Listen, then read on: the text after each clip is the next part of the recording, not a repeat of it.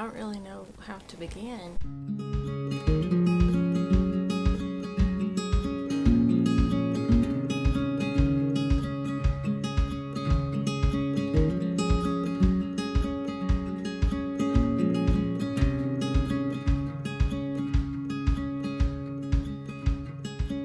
I just remember thinking that Leslie and I really needed to go to church and get back into church. I remember for 2 weeks straight waking up at the same time in the middle of the night, 3:30, 4 a.m., and really feeling like I was having a heart attack. Like, so much pain in my chest, like I could barely breathe. Both of my arms were numb, and later on I found out it was severe panic attacks, and I just could not shake them. I didn't know what was wrong. It scared me so bad I made an appointment to go see the doctor, and the doctor was like, if you're having a heart attack, you don't need to be here. We need to take you to the emergency room. I knew that Leslie was kind of in a funk that she needed to be pulled out of, and nothing I was saying was really sticking or helping, and we needed something greater than anything that I could give her.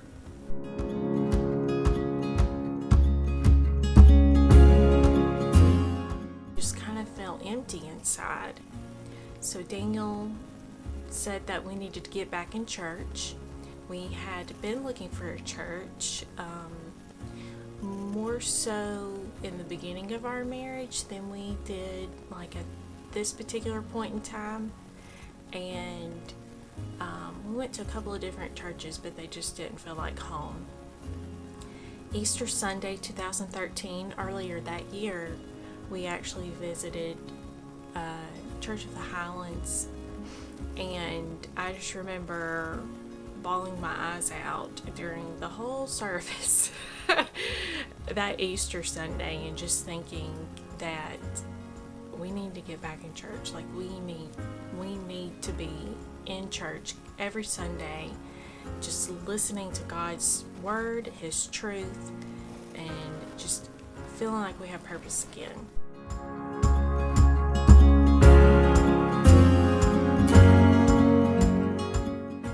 After my panic attacks, Daniel said, we've got to go to church. So we decided to go back and visit Church of the Highlands, where we had gone, earlier in the year on that Easter Sunday. We wanted to go to the 9:30 service. I remember being late that day, circling the parking lot several times. I think to truly grasp what that was like was we had been to at least one other church where we had went into the parking lot and didn't make it inside for whatever the reason. And this day started to feel like that also, and we were at a stop sign about to turn right to go home, and I remember hearing the other truck in front of us talk to the police officer that was directing traffic, and the police officer said that he had never seen it like that before. The parking lot was full, but fortunately there was an overflow. We found a place in the overflow parking. We get out, wait for the van, get loaded up in the van. They take us over to the campus. We get out. I would say by this time it's maybe 9:50 in the morning. Worship was still going on. We tried to make our way into the main auditorium, and we were one of many people waiting and hoping to find a seat in the main auditorium. And they were packed, just packed out.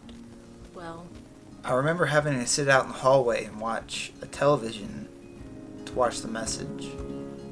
I remember For part of the message, I didn't even have a seat. I stood next to Leslie. The message was on intentional giving. Not so much giving with your money, giving with your time and with your home.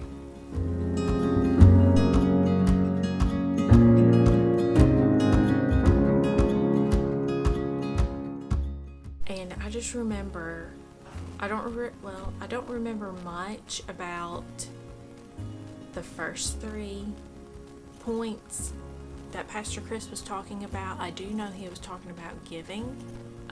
I just remember during that particular time that I was so distracted with what was going on, because there were people talking, going back and forth, Daniel standing up, and Daniel was able to find a seat. Someone brought him, an usher brought him out a seat to sit down. We finally were able to sit and focus to the remaining few minutes of the message. I specifically remember 2 verses that were read that day.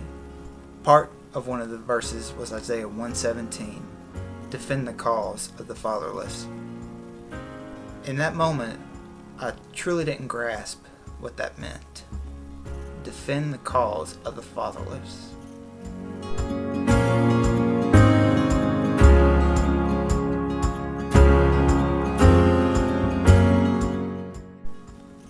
Isn't it interesting that in the adoption world, the main ones leading the cause are usually the mothers?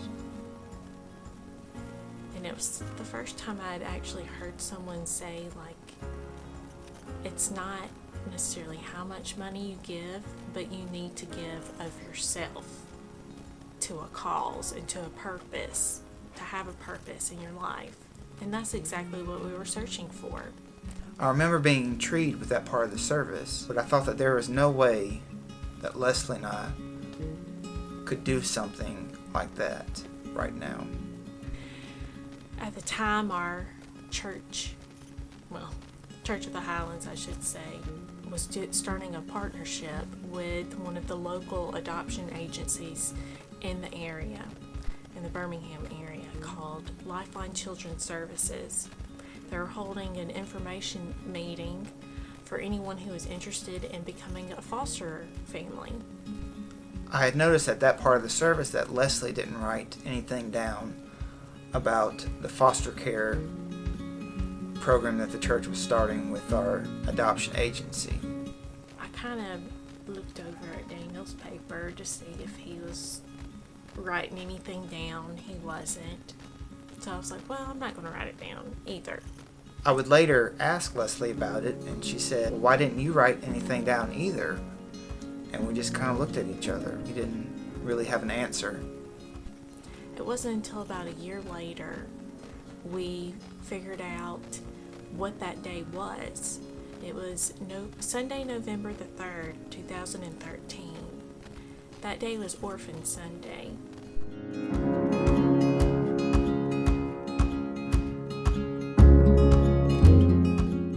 So we dove into it a little bit more. We began to pray about it. We felt that God really put it in our hearts, not to foster, but to adopt. Adoption would be our plan A. Daniel and I fully believe, without a shadow of a doubt, that Satan put those obstacles in our way to keep us from going to the service that morning, because he knew that we were going to hear about Lifeline Children's Services, and we were going to hear about children who needed a family and needed loving parents and a welcoming home and someone who could care for them and love them and share with them about Christ. And that was us.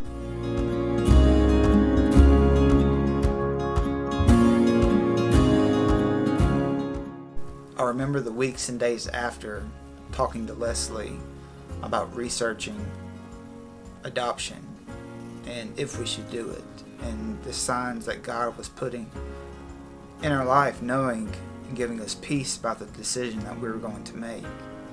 At that time, I knew that this was it. this was the moment. I remember that moment because it was like almost time stood still. This was something that Leslie and I had been talking about and praying about, and God was giving us signs that this was something that we needed to do and affirming that this was something that we needed to do. And I just felt this peace and comfort that we're making the right decision and that His hand would be over this decision and He would bless this decision, and He has.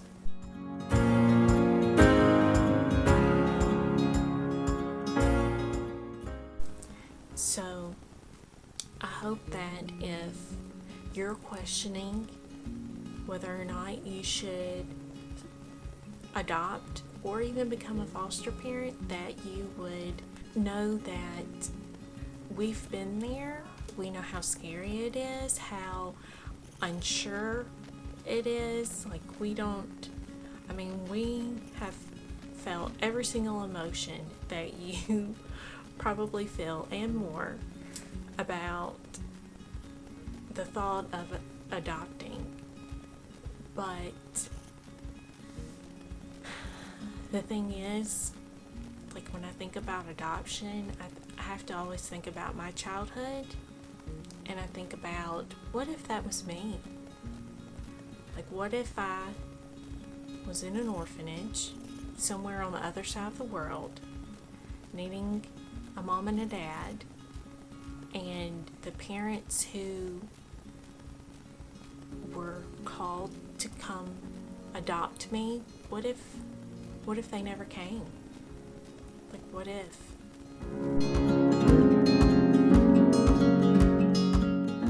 So on National Adoption Month, Leslie and I are challenging you, your family.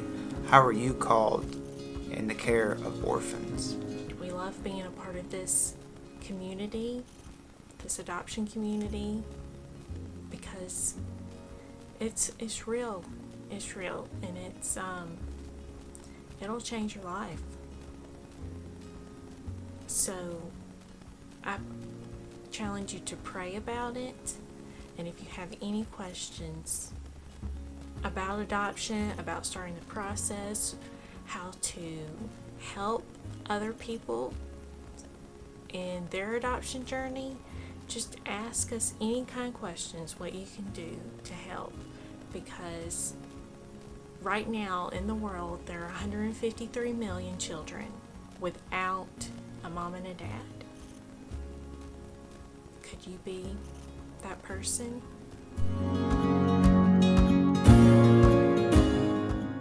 I am Wonders.